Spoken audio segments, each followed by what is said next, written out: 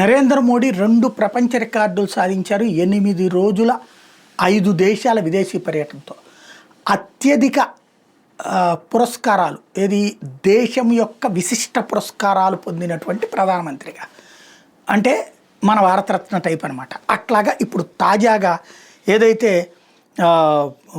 ఈ తాజాగా జరిగినటువంటి టూర్లో 3 దేశాల వాళ్ళకి సంబంధించినటువంటి అత్యున్నత పురస్కారాలు ఇచ్చారు. అందులో హైయెస్ట్ సివిలియన్ అవార్డ్ ఆఫ్ నమీబియాకి సంబంధించినటువంటి అవార్డును కూడా ఇప్పుడు ఇచ్చారు.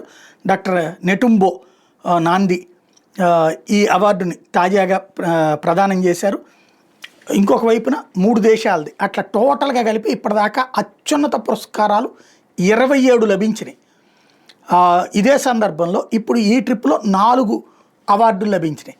అది ఒక ఎత్తు అయితే, మరొకటి ఒక ప్రధానమంత్రి స్థాయిలో భారత ప్రధానమంత్రి అత్యధిక పార్లమెంటుల్లో, మన పార్లమెంట్ కాకుండా విదేశీ పార్లమెంట్లో అత్యధికంగా ప్రసంగించినటువంటి మరొక రికార్డు.